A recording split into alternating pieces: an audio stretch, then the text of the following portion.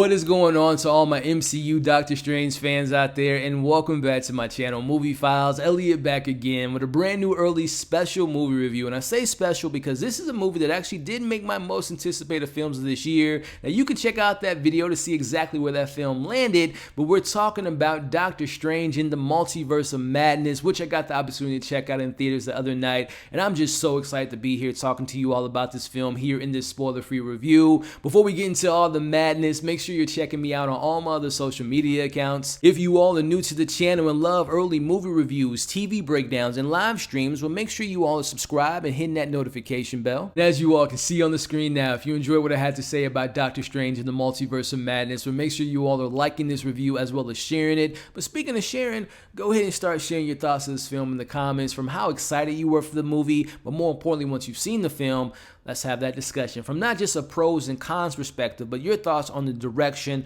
the style, the story. Who was your favorite character? What was your favorite moments? And what were some elements about this film that didn't work for you all? Let's discuss it in the comments below. So getting right into my spoiler-free review, let's talk about the direction. I'm happy to announce that, this is the director I'm a fan of. And we haven't gotten a movie from him in over 9 years. He hasn't directed a comic book film since Spider-Man 3. We got the return of Sam Raimi, who his signature is all in this movie in the best way possible. I'm talking about the classic Sam Raimi snap zooms, the circle wipes, and seeing him pull out all the sensibilities that I love of him as a director, especially in the realm of horror. And I'm happy to announce, as a horror fan, to me, this is the first official horror film in the MCU. Now, when I say horror, of course, there's so many different subgenres within the horror realm, but I'm more specifically talking about effective jump scares that were used in this film. I'm talking about there are stakes in this movie. Like, I didn't know who was going to live and who was going to die. And when it comes to the deaths in this movie and the kills in this movie, listen, this is the most violent film of the MCU to date. Now, I don't want to speak hyperbole and say, hey, this is rated R, it's blood and guts and all that stuff, but it pushes the envelope with the PG-13 rating. And I'm going to need the same energy.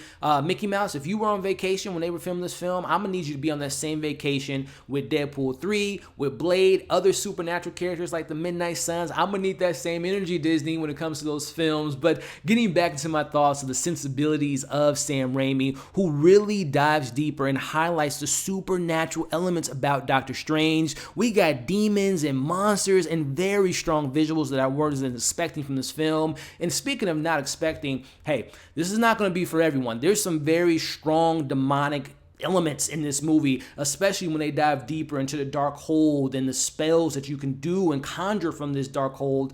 It gets there. It's not going to be for everyone, and particularly it might not be for the young kids out there, but as a horror fan, I really enjoy what Sam Raimi brought to this franchise, and I want more Sam Raimi, I'll just say that. But also highlighting other things behind the scenes, I thought Danny Elfman's score was a lot of fun and really kind of highlighted some of those horror elements, especially the little high note keys that they add to the film, especially when Wanda got on the screen, as well as the cinematography was strong. So I really applaud the production of the film. There are some criticisms that I have about the production that we'll talk a little bit about later, but definitely more pros than cons.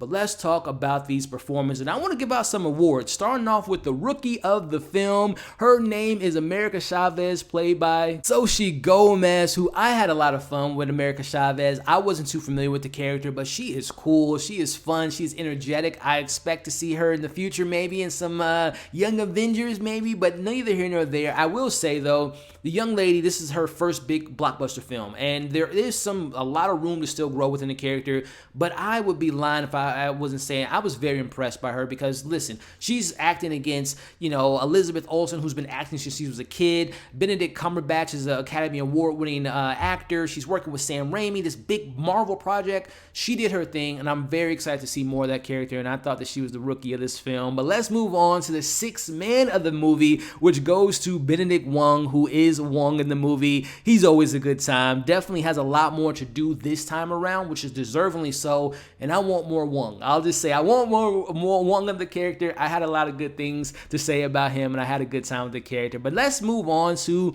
most improved player. And I'm going to give that to Benedict Cumberbatch, who plays Dr. Stephen Strange. Now, I don't want to get too deep into it, but if you all know me and been watching a lot of my Marvel content, live streams, discussions that I've been a part of, I'm not the biggest Doctor Strange fan in the MCU. Now, yes, he's cool. He has some cool visual effects.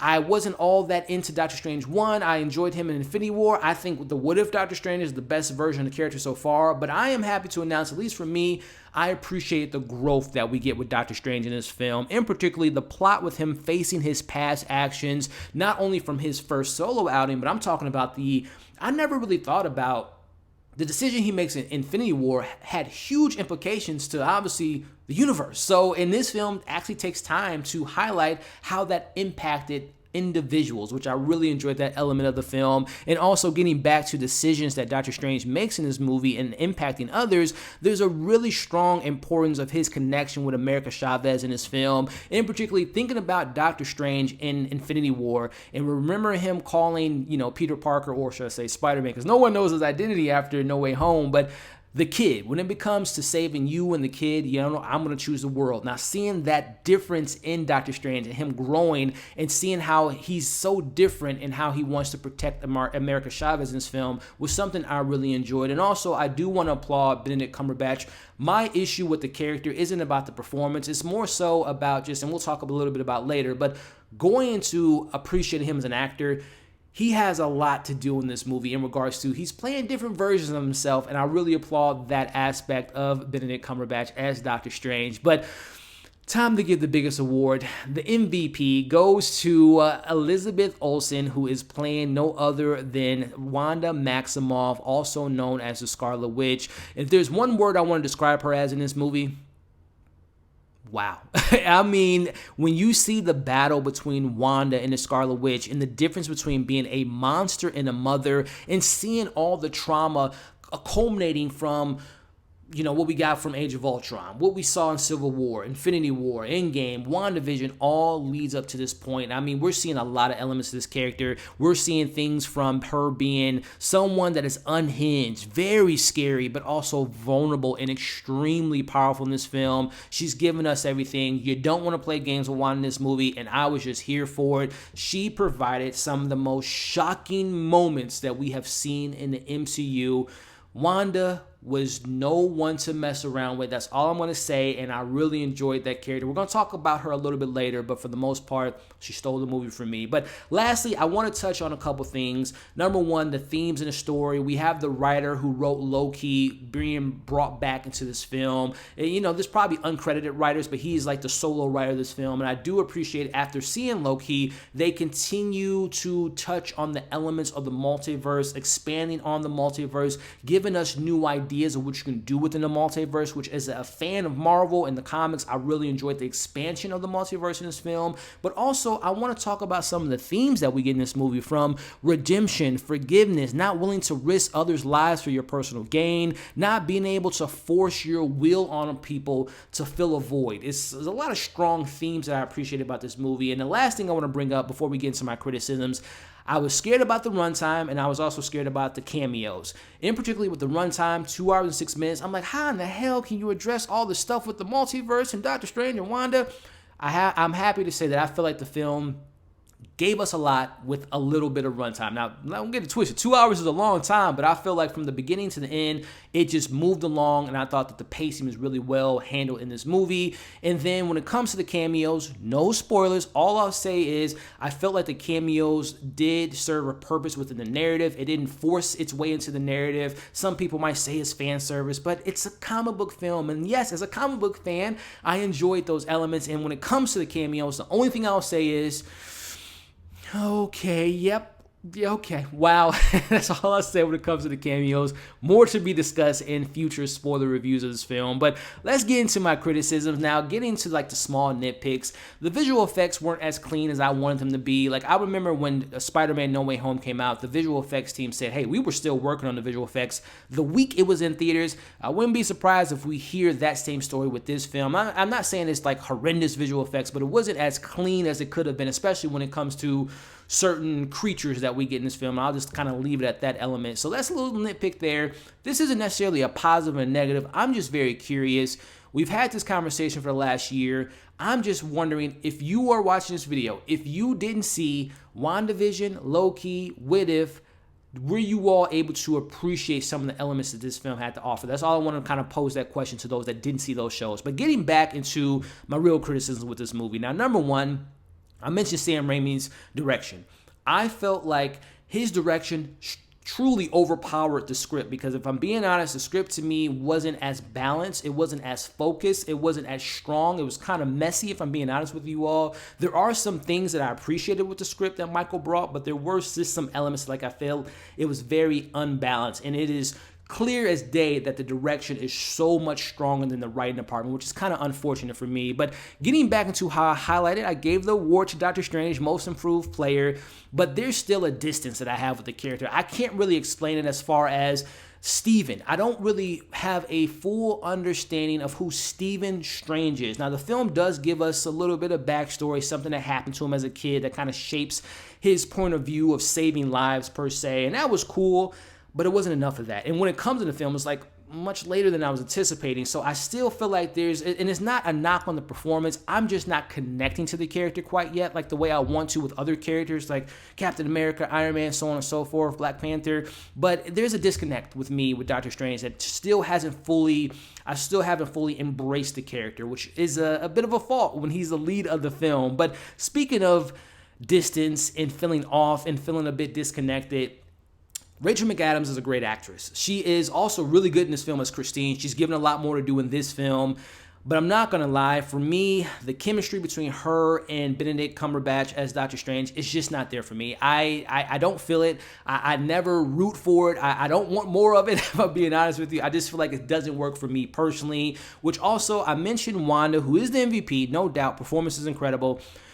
Wanda Maximoff in this film, there's some unevenness in this movie with the character. There's also some kind of things that weren't as fleshed out and as explained as it could have been in this movie. And the thing that I really hope doesn't happen to this character moving forward, I hope we don't get into a repeat, recycle, repetitive story beat with the character. I'll just kind of leave it at that without diving into the spoilers. But another character, another actor that I'm a big fan of, Chiwetel Ejiofor as Mordo.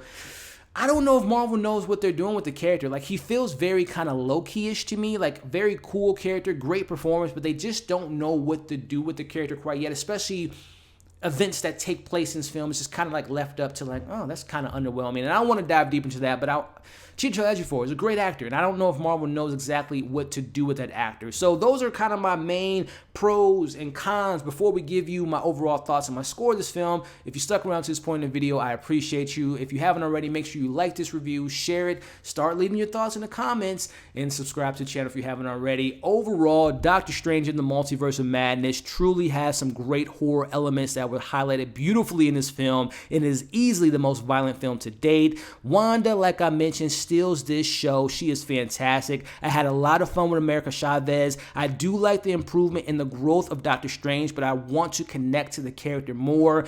The film never slows down. The cameos never overshadow its welcome. Listen, like I said, keep the kids at home because it gets violent. There's some blood in this movie that I wasn't expecting, and I mentioned some of my criticisms, but at the end of the day, I was very entertained. This film blew my third mind, if you know what I mean when you see the film. I'm going to give Doctor Strange Into the Multiverse a solid 4 out of 5. You best believe your boy will be seeing it again and again. I can't wait to own it, dive deeper, have watch-alongs, having more discussions with this film. It is definitely an improvement from the first movie, and I'm curious to see what they do with Doctor Strange moving forward, especially as you all know, if you're a Marvel fan, stick around to the end. There are 2 post-credit scenes that I'm very excited to talk about, which, speaking of, expect a spoiler review that I'm going to be shooting after this video, so keep an eye out for that video later in the week. And of course, we're going to be sitting down, having a live stream, diving deeper to this film. Expect that sometime this weekend. So that's my thoughts on Doctor Strange in the Multiverse of Madness.